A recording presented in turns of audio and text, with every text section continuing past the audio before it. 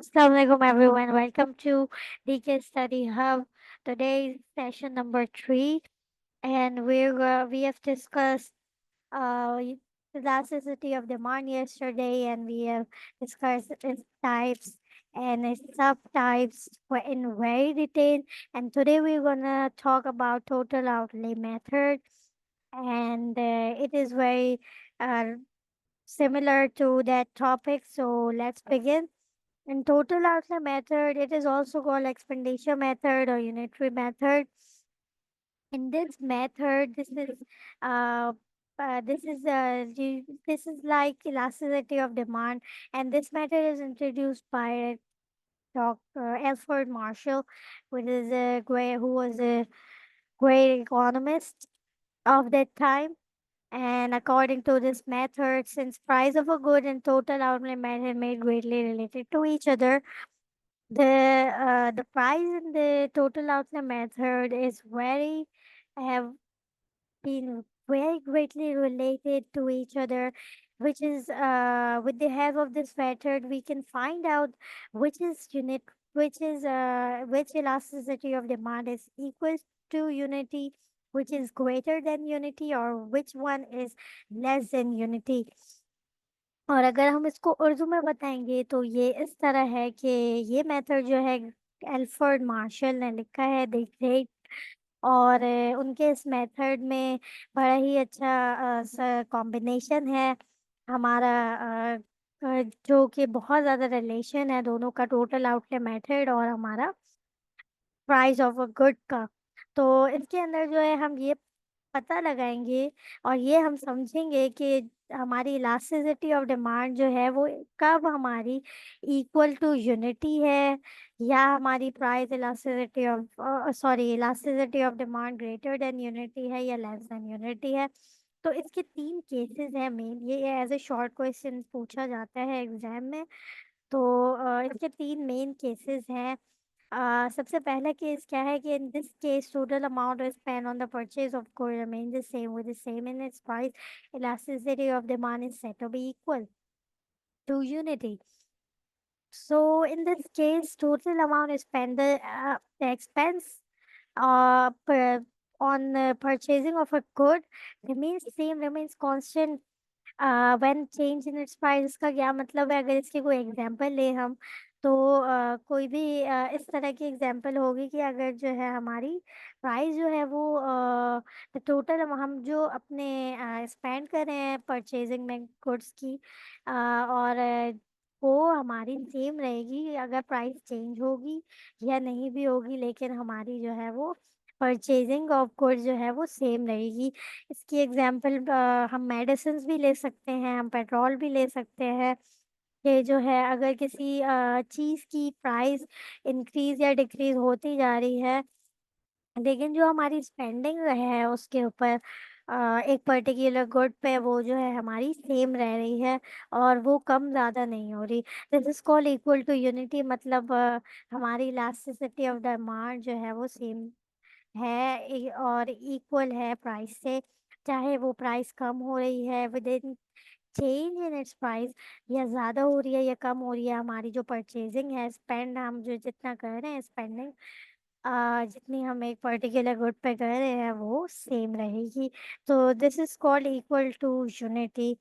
उसके बाद दूसरा केस क्या है कि this case total amount and a change in price on the purchase of goods increase with it in the price or increase with the raise in its price, elasticity of demand is said to be less than unity। इसमें क्या हो रहा है कि when the price changes the purchase of the good decreases. जब भी हमारी price जो है डिक्रीज हो रही है, तो हमारी परचेज जो हम गुड जो हम परचेज कर रहे थे वो भी डिक्रीज हो रही है। और इंक्रीज जैसे हमारे जो है वो परचेजिंग हमारी इंक्रीज हो रही है उस गुड से, तो प्राइस भी बढ़ रही है। तो ये वाली हम इस केस में हम कहेंगे कि ये जो हमारा केस है उसको हम लेस देन यूनिटी कहेंगे, कि हमारी गुड की जो प्राइस है अगर वो इंक्रीज हो रही है, हमारी प्राइस जो है गुड की इंक्रीज हो रही है, तो जो है हमारी with a decrease in the price, increase in मतलब इनका एक दोनों का इन्वर्स रिलेशन है। अगर प्राइस जो है डिक्रीज हो रही है तो जो है हमारी गुड्स परचेजिंग की हमारी डिक्रीज हो रही है।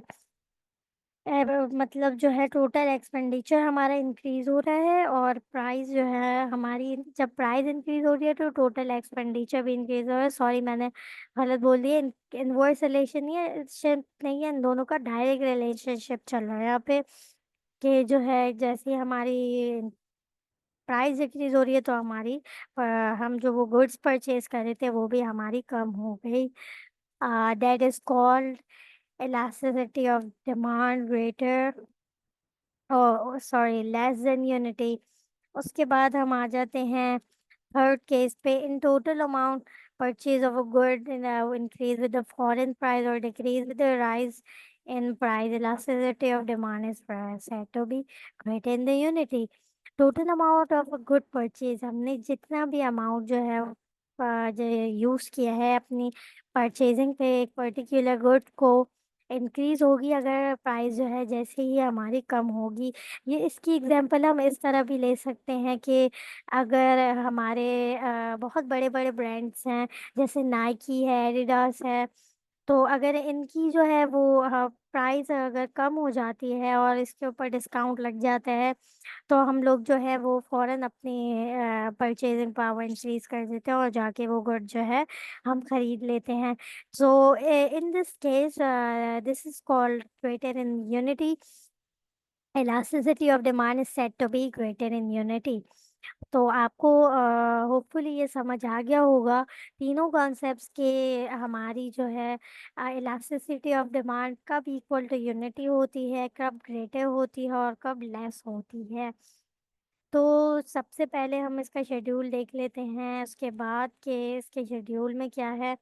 तो शेड्यूल के अंदर क्या है, हमारी प्राइस जब पहले इसका फंक्शनल फॉर्मूला भी देख लेते हैं साथ साथ कि इसका फंक्शनल फॉर्मूला क्या है। टोटल एक्सपेंडिचर, और मैंने शायद ऊपर आपको बताया होगा कि total outlay method is also called expenditure method और यूनिटरी मेथड। तो आप लोगों को कुछ भी इन तीनों में से एक नेम दे दिया जाएगा, आप लोगों ने सेम यही लिखना है। इसके तीन नाम होते हैं डिफरेंट, लेकिन और इसके मीनिंग्स वगैरह सेम है। तो आपने इसको इन तीनों नेम से पहचान लेना है कि ये बात हो रही है इस तीन केसेस की। तो सबसे पहला जो केस है वो मैंने रेड किया हुआ है, फिर देन मैंने सेकंड जो केस है वो ग्रीन से कलर से हाईलाइट किया हुआ है, एंड देन से थर्ड वाला जो केस है वो मैंने ब्लू कलर से हाईलाइट किया हुआ है। तो फर्स्ट केस जो हमारा था उसमें ये कहा जा रहा था कि जो हमारी टोटल एक्सपेंडिचर है वो हमारी सेम रहेगी as the price increases, whether the price increases और डिक्रीजेस। मतलब हमारी प्राइस बढ़े या कम हो, हमारी जो डिमांड है और हमारी जो एक्सपेंडिचर है वो रिमेन्स द सेम। तो आपको यहाँ दिख रहा होगा, मैंने अभी आपको फॉर्मूला भी दिखाया था कि total total expenditure is equals to price multiplied by quantity demand. तो हमारी प्राइस जो है वो 1 है अगर, और हमारी क्वांटिटी डिमांड 300 है, तो इन दोनों को जब हम मल्टीप्लाई करेंगे तो हमारा आंसर भी 300 ही आएगा। वैसे मोस्टली इसके सिर्फ वो न्यूमेरिकल्स वगैरह नहीं पूछता, लेकिन इनकेस अगर पूछ ले तो आप लोग इस तरह से इसके फॉर्मूले से सॉल्व कर सकते हैं। देन सेकंड वाले में भी आप देख रहे होंगे कि जब हमारी प्राइस बढ़ी तो हमारी क्वांटिटी हमने कम कर ली, लेकिन जो है हमारी एक्सपेंडिचर की जो प्राइस है वो एक्सपेंडिचर की सेम रही। और फिर हमारी फिर और प्राइस बढ़ गई तो हमने क्वांटिटी कम कर दी, लेकिन हमारी एक्सपेंडिचर की प्राइस जो है वो चेंज हो गई।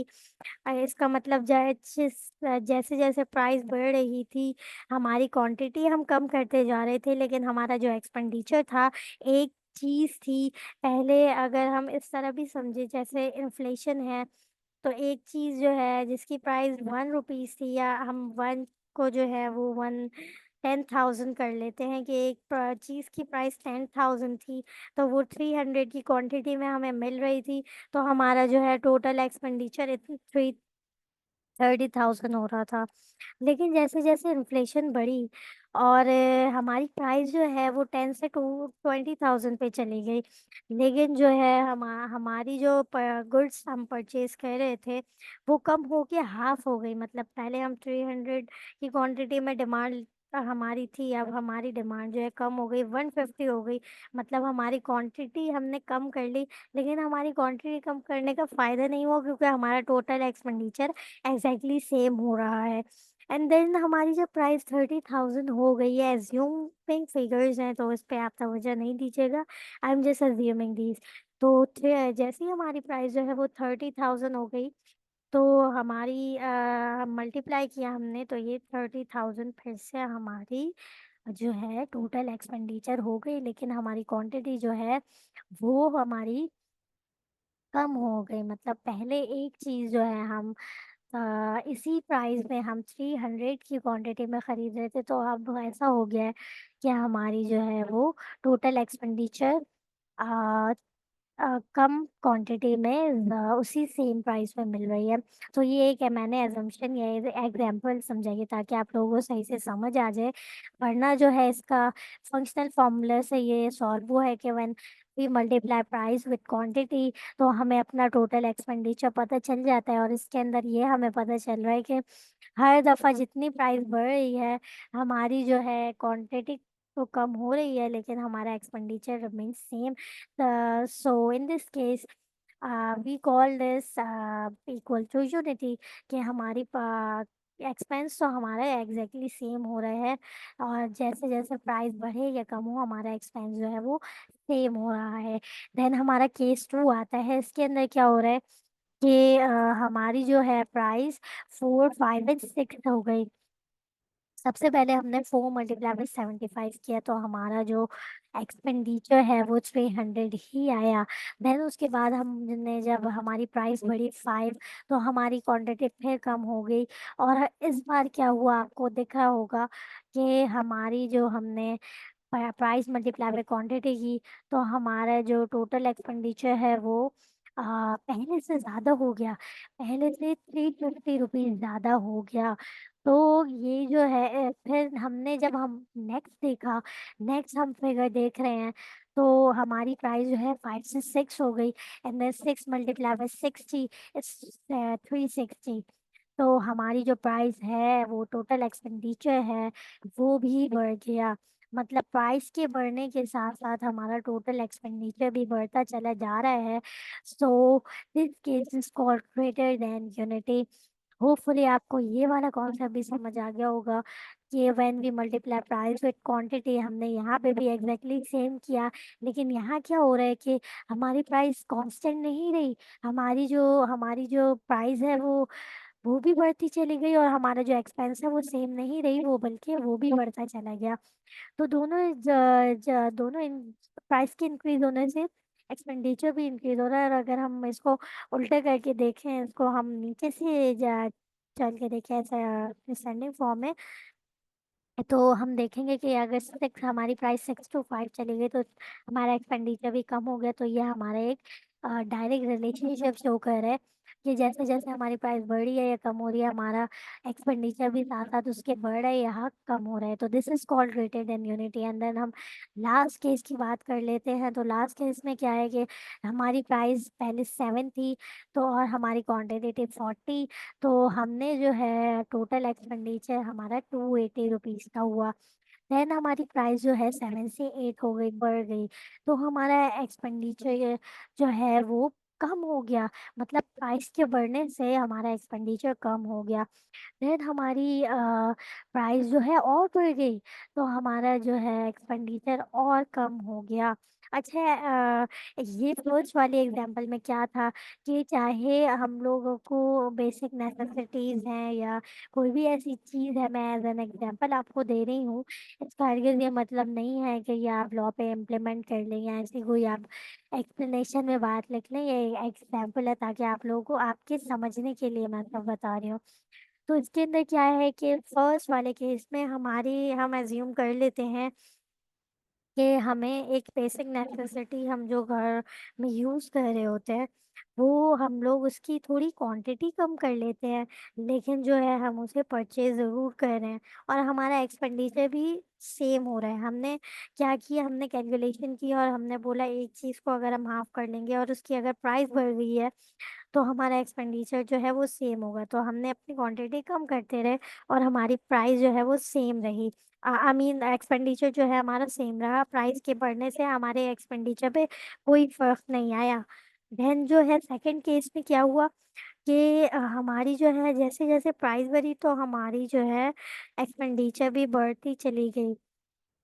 ये हम बात कर लेते हैं कोई भी हमारी इन्फीरियर गुड हो या फिर हमारी अम ऐसी कोई गुड्स हों जो प्राइस के बढ़ने के साथ-साथ हम लोग अपनी एक्सपेंडिचर भी बढ़ाएँगे, तो ये जो है हमारा कहलाएगा कि फॉर एग्ज़ाम्पल एक कॉफ़ी की एग्ज़ाम्पल ले लेते हैं कि कॉफ़ी लवर्स हैं, कॉफ़ी एडिक्टेड हैं हम लोग और जो है हमारी प्राइस चाहे जितनी-जितनी इंक्रीज़ होगी क्योंकि coffee addiction cappuccino and espresso addicted जो होते हैं वो कॉफ़ी के बगैर नहीं रह सकते। तो चाहे कॉफ़ी की प्राइस बाज़ार में जितनी भी इंक्रीज़ होती चली जाएगी जो कॉफ़ी एडिक्टेड हैं वो उसकी इंक्रीज़ उनको कोई असर नहीं होगा और वो अपने जो है एक्सपेंस बढ़ा लेंगे, लेकिन वो कॉफ़ी परचेज़ करते रहेंगे। तो इसकी हम ये वाली एग्ज़ाम्पल ले लेते हैं कि अगर कॉफ़ी की हमारी प्राइस बढ़ती भी चली जाए क्योंकि हम उस चीज़ से एडिक्टेड हो गए हैं और हम उसके बगैर रह नहीं सकते और हमारा जैसे कुछ लोग चाय से एडिक्टेड होते हैं, तो टी अगर हम लोग जो हैं वो चाहे टी की जो है हमारी जितनी भी प्राइस हो जाए तो हमारे जो एक्सपेंस है वो हम अपना बढ़ा लेंगे लेकिन जो है हम उसको उसी क्वांटिटी में हम उसको परचेज़ करते चले जाएँगे क्योंकि हम लोग एडिक्टेड हैं तो चाहे जितना भी हमारी प्राइस बढ़े हम लोग उसका एक्सपेंडिचर भी साथ-साथ बढ़ाएँगे। तो होपफुली इस एग्ज़ाम्पल से आपको काफ़ी हेल्प मिली होगी और आपको समझ आया होगा। देन जो हमारा लास्ट केस था उसके अंदर क्या हो रहा है कि हमारी प्राइस बढ़ रही है तो हमारी जो है एक्सपेंडिचर कम हो रहा है, ऐसा कब होता है? हम फॉर एग्ज़ाम्पल मूवीज़ के ले लेते हैं, तो हम लोग साइनटेक्स या इस टाइप के सिनेमाज़ में जाते हैं या 3D मूवीज़ वो जो 3D ग्लासेस वाली मूवीज़ हैं, वो हम जाते हैं देखने तो अब वो जो है उसके टिकट्स की अगर प्राइस बढ़ी है, एक एग्ज़ाम्पल मैं आपको दे रही हूँ, तो अगर उनकी टिकट्स की प्राइस जो है इंक्रीज़ हो गई, तो बड़ा कम लोगों का टेस्ट होता है मूवीज़ का, मोस्टली लोग जो हैं मूवीज़ नहीं देखते या मूवीज़ जो हैं कि ऐसी बेसिक नेसेसिटी नहीं है कि लोग जो है उसको फ़ौरन पूरा करें या उसकी इंक्रीज़ प्राइस से जो है वो उनको कोई असर हो और फिर जो है वो अपना मूवीज़ के टिकट्स वगैरह और खरीदें। तो ऐसा नहीं होता, मूवीज़ एक एंटरटेनमेंट पर्पज़ के लिए यूज़ होती है। तो इसके अंदर हम एज़्यूम कर लेते हैं कि जो मूवीज़ के टिकट की प्राइसेज़ हैं, वो 7 से 8 हो गई, फिर 8 से 9 हुई, तो लोगों ने वो विज़िट करना छोड़ दिया और मूवीज़ देखना कम कर दी क्योंकि एंटरटेनमेंट और इसके बहुत सारे अदर जो है अल्टरनेट्स मौजूद होते हैं। लोग अपने होम सिनेमा में देख बना के या फिर अपने घर के अंदर वो लगा के देख लेते हैं मूवीज़ नेटफ्लिक्स वगैरह पे। तो ये जो है हमारी अगर प्राइस इंक्रीज़ भी हो रही है, तो लोग जो है इसके अल्टरनेट यूज़ निकाल के अपने घर में ही वो यूज़ कर लेते हैं। तो अगर प्राइस इंक्रीज़ भी हो रही है, तो उसके एक्सपेंडिचर पे कोई फ़र्क नहीं पड़ रहा और एक्सपेंडिचर कम ही हो रहा है क्योंकि लोगों ने क्या किया कि प्राइस इंक्रीज़ हुई, तो लोगों ने मूवीज़ वहाँ सिनेमा में देखना छोड़ दिए और वो लोग कहीं और शिफ्ट हो गए, होम सिनेमा में चले गए या अपने घर में या कहीं और उन्होंने अल्टरनेट्स बना लिए, वहाँ उन्होंने देख ली। तो क्योंकि ये एक एंटरटेनमेंट पर्पज़ था तो इसलिए उन लोगों ने इसका कोई और दूसरा अल्टरनेट ढूँढ लिया और इसको इसके एक्सपेंडिचर को कम कर दिया क्योंकि ये कोई इतनी इम्पोर्टेंट चीज़ नहीं थी, ये एज़ ए एंटरटेनमेंट पर्पज़ के लिए ही हम लोग यूज़ कर रहे थे। तो होपफुली ये वाली एग्ज़ाम्पल भी समझ आई होगी। तो हमारी इन तीनों केसेस में हमें क्या पता चल रहा है कि इधर जब हमारी एक्सपेंडिचर प्राइस के बढ़ने से एक्सपेंडिचर हमारी कांस्टेंट रहेगी, तो हमारी elasticity is equals to one जिसे हम इक्वल टू यूनिटी कहेंगे। और अगर हमारी प्राइस के बढ़ने से एक्सपेंडिचर भी बढ़ेगा, जिसकी एग्जांपल मैंने अभी आपको दी थी कि मूवी वो सॉरी कॉफी एडिक्टेड्स या टी जो पीने की एडिक्शन हो जाती है लोगों को, तो वो जो है उसकी प्राइस के साथ साथ जितना भी बढ़ जाए वो एक्सपेंडिचर भी बढ़ाते रहते हैं। तो वो बंद नहीं करते उसके खरीदना। तो ऐसे केसेस को हम लोग जो है ग्रेटर देन यूनिटी कहेंगे। Elasticity of demand is greater than unity. उसके बाद जो है लास्ट वाला जो केस है उसके अंदर हम बोलेंगे कि इलास्टिसिटी ऑफ डिमांड जो है वो हमारी वही जो इंटरटेनमेंट की अभी मैंने एग्जांपल दी कि इंटरटेनमेंट पर्पस जो है उसके और भी बहुत सारे ऑल्टरनेट्स थे मूवी देखने के। तो लोगों ने ऑल्टरनेट्स देख लिए, तो अगर प्राइस बढ़ी भी तो उसकी एक्सपेंडिचर बढ़ने के बजाय और कम हो गया, तो that is called less than unity. मेरे ख्याल से इसकी मैंने साइन गलत लगा दी है, तो ये इस तरह होगा और ये इस तरह होगा। ठीक है जी, तो ये हो गया लेस देन यूनिटी और ये हो गया ग्रेटर देन यूनिटी। तो होपफुली आपको ये तीनों केसेस अच्छे से समझ आ गए होंगे। अगर आपको नहीं आए तो फिर आप लोग कमेंट सेक्शन में पूछ सकते हैं, या क्लास के बाद जो हमारा क्यूए सेशन होता है उसमें भी हम आपसे डिस्कस कर लेंगे।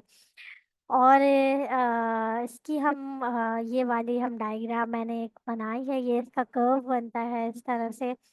पहले जो है हमारा, जब हमारा सिक्स था तो हमारी जो है वो ऑरेंजेस और एप्पल्स का मैंने वाई एक्सेस के लिए है ऑरेंजेस और एक्स एक्सेस पे एप्पल्स लिए हैं। और जैसे हमारा जब हमारा एप्पल अपने इन मिनिमम पे थे तो हमारे ऑरेंजेस मैक्सिमम पे थे। देन हमारे जब ऑरेंजेस मिडिल पे आए तो ये इंक्रीज हुए एप्पल्स। और फिर जो है हमारा ऑरेंजेस जब लेस मिनिमम पे थे तो हमारे एप्पल मैक्स पे थे। तो इस तरह से ये कर्व बन गया। मतलब पहले जो है ये फर्स्ट वाला जो ये पोर्शन दिख रहा है ये इक्वल टू यूनिटी हो गया, ये लेस देन हो गया, और ये ग्रेटर देन हो गया, और ये लेस देन हो गया। ये इसका एक छोटा सा कर्व है और ये इसका फॉर्मूला है। तो ये आपका काफी एक लेंदी सवाल बन गया है एग्जामिनेशन पॉइंट ऑफ व्यू से। उसके बाद एक और हमारा एक टॉपिक है, ये इलास्टिसिटी ऑफ डिमांड से रिलेटेड नहीं है, ये इससे थोड़ा सा डिफरेंट है। तो इंडिफरेंस कर्व जो है इसका नाम है indifference curve. What is indifference curve? Indifference curve represents the satisfaction of the consumer from consumption of two commodities. Indifferent curve basically represents the satisfaction of a consumer of consuming two different commodities या two different goods at the same time। इसकी example हम ये ले लेते हैं कि mostly हम लोग दो डिफरेंट गुड्स जो हैं वो कंज्यूम करें और हम उसकी सेटिस्फैक्शन, हमारी जो सेटिस्फैक्शन हो वो सेम हो। वो हमारी वो उनकी जो कॉम्बिनेशन होती है कमोडिटी की, और जो हमारी सेटिस्फैक्शन और हमारी कंज्यूमर, मतलब हम कंज्यूमर है, हमारा जो सेटिस्फेक्शन है उन दो कमोडिटीज का, वो हम उसे इंडिफरेंस कर्व कहते हैं। वो इसकी जो है हम एग्जांपल ले लेते हैं। और फिर उसके बाद पहले पूरा मैं आपको पढ़ देती हूँ इसकी डेफिनेशन, उसके बाद फिर आपको इसकी एग्जांपल देती हूँ कि इन sorry what it is, in above example all four combination provides the same level of satisfaction to the consumer, thus consumer become indifferent। मतलब डिफरेंट हमारे गुड्स हमें डिफरेंट सेटिस्फेक्शन देते हैं। अगर हम मीट ले लें और क्या कहते हैं हम वेजिटेबल्स ले लें, हम चॉकलेट्स ले लें, हम डेजर्ट्स ले लें, हाँ ये सारी चीज़ें हमें same seven level of satisfaction दे रही होती है। तो ये जो हमारा same level of satisfaction of different goods है, इसको हम इन डिफरेंट कर्व कर्व कहते हैं कि हमारे कॉम्बिनेशन होता है गुड्स का, कि हम लोग मीट भी है ले रहे हैं, साथ साथ हम जो है वो डेजर्ट भी ले रहे हैं, तो साथ साथ हम कोई ड्रिंक भी ले रहे हैं, तो हमारी ये कॉम्बिनेशन है गुड्स की, और हमें ये एक सेम अमाउंट ऑफ सेटिस्फेक्शन दे रही है। तो उसको हम इंडिफरेंस कर्व कहते हैं। और इंडिफरेंस कर्व रिप्रेजेंट होता है आईसी से। Indifference curve, whatever the point is the level of satisfaction में सेम, जो भी पॉइंट है होता है, तो उनकी लेवल ऑफ सेटिस्फेक्शन सेम रहती है। अच्छा, इसकी जो है वो कुछ केसेस हैं, तो वो मैं आपसे डिस्कस कर लेती हूँ। तो higher the indifference curve the higher will be the satisfaction. जितना ज़्यादा हायर होगा इंडिफरेंस कर्व, वो उतनी ज़्यादा हमारी सेटिस्फेक्शन होगी। मतलब फॉर एग्जांपल हम ये ले लेते हैं हमारा एप्पल्स, और ये हम ले लेते हैं oranges.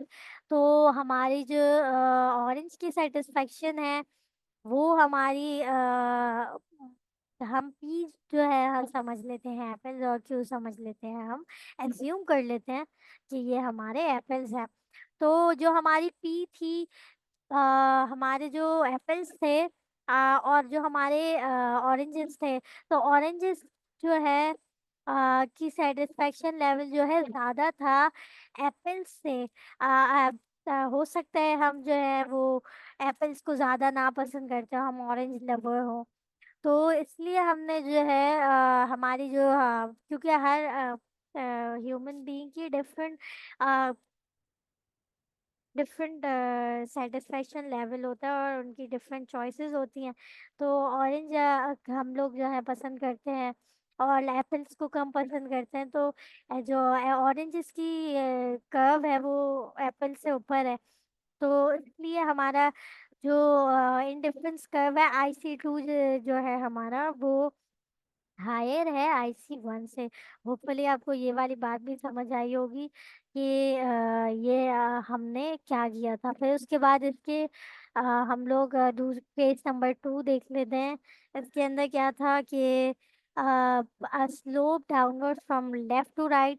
Indifference curve have negative slope, but they are based on assumptions that the different combination of the two good will consumer have same amount of satisfaction. As more units of goods are added, the less units of another good will be required to maintain the same satisfaction.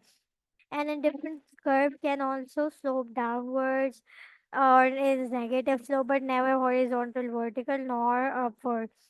तो हमारा जो है इसके अंदर हम बता रहे हैं कि एक नॉर्मल ह्यूमन बीइंग जो है, अगर एक चीज़ ज़्यादा कंज्यूम कर ले, अगर हम मीट ज़्यादा खा लें, मीट का पोर्शन ज़्यादा खा लेंगे, तो फिर हम डेजर्ट जो है वो कम पोर्शन में खाएंगे, लेकिन हमारी लेवल ऑफ सेटिस्फेक्शन बिल्कुल एग्जैक्टली सेम रहेगी। या फिर अगर हमें मैंगोज अच्छे लगते हैं, तो हमने मैंगोज ज़्यादा खा लिए, लेकिन क्योंकि हमने अपनी डाइट का ख्याल रखना है, तो हमने एप्पल्स भी साथ साथ कंज्यूम करने हैं। तो हमने अगर मैंगो 2-3 क्वांटिटी में खाए हैं, तो वैसे हम नॉर्मली जो है इक्वल 3 मैंगोज़ खा रहे हैं, तो 3 हमने एप्पल्स खा रहे हैं फॉर एग्जांपल। लेकिन जिस दिन हमने ज़्यादा मैंगोज़, हमने अगर 4 या 5 मैंगोज़ खा लिए, तो फिर हम लोग 2 या 1 एप्पल खाएँगे, लेकिन हमारी लेवल ऑफ सैटिस्फैक्शन एक ही रहेगी। मतलब अगर हम एक चीज़ ज़्यादा कंज़्यूम कर रहे हैं, एक गुड ज़्यादा कंज़्यूम कर रहे हैं और दूसरा गुड कम कंज़्यूम कर रहे हैं, तो हम लोग जो हैं वो ऑल्टरनेट कर लेंगे, मतलब लेस यूनिट दूसरे का हम कंज्यूम करेंगे, और फर्स्ट वाले का हम ज़्यादा करेंगे, लेकिन हमारी लेवल ऑफ सेटिस्फेक्शन ताकि हमारी मेंटेन रहे और सेम रहे। तो इंडिफरेंस कर्व भी यही रिप्रेजेंट करते हैं। इंडिफरेंस कर्व जो है नेगेटिव भी हो सकता है, और अपवर्ड और डाउनवर्ड भी हो सकता है, लेकिन indifference curve can never be horizontal, vertical, slope और अपवर्ड स्लोप। तो नीचे जो है इसकी डायग्राम्स हैं, जिससे हमें पता चल रहा है कि इंडिफरेंस कर्व क्यों ऐसा नहीं हो सकता। तो हम इससे देख लेते हैं कि वाई एक्सिस पे हमने लिया है एक नॉर्मल सा गुड, वाई एक्सिस पे लिया है हमने एक्सरसाइज पे हमने गुड बी ले लिया, इस पे गुड ए ले लिया, और जो है हमारा इंडिफरेंस कर्व अपवर्ड जा रहे हैं। जबकि जो है एक एक कंजम्पशन दूसरी एक गुड दूसरे गुड से कम था, और डिफरेंस कर्व जो है वो एक ही बना। तो इसलिए हमारा जो है वो ये क्यों अपवर्ड जा रहे हैं, इसकी वजह यहाँ पे दिख रही है, क्योंकि हमारा नॉर्मल इंडिफरेंस कर्व ये ऐसे बन सकता है, या नेगेटिव भी हो सकता है, ये यहाँ पे भी जा सकता है।